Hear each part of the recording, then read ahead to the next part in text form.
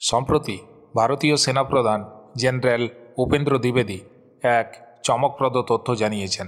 তিনি বলেছেন, অপারেশন সিঁদুর ছিল ভারতের এক বিশেষ সামরিক অভিযান, যা পাকিস্তানকে এমন শিক্ষা দিয়েছে যা তারা অনেক দিন ভুলতে পারবে না। এই অভিযানে পাকিস্তানের 1-2 নয়, পুরো 6টি যুদ্ধবিমান ধ্বংস করেছে ভারতীয় বাহিনী। সেনাপ্রধান এই অভিযানকে তুলনা করেছেন দাবা খেলার সঙ্গে। এর মানে কি? সরাসরি ধাক্কা না মেরে ধাপে ধাপে মাথা খাটিয়ে প্রতিপক্ষকে ঘায়েল করার প্ল্যান।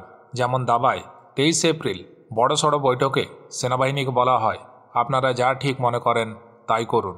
তারপর 25 এপ্রিল নর্দার্ন কমান্ডে বসে প্ল্যান ফাইনাল করা হয়। আর 9 মে একযোগে 7টি ঘাঁটিতে হামলা, তাতে বহু জঙ্গি শেষ। কিন্তু নামটা কেন অপারেশন সিঁদুর? সেনাপ্রধানের ভাষায় এই ছোট্ট শব্দটাই দেশকে একত্রিত করেছে, মনোবল বাড়িয়েছে আর সবাইকে মনে করিয়ে দিয়েছে ঐক্য থাকলে বড় চ্যালেঞ্জ জেতাও সম্ভব।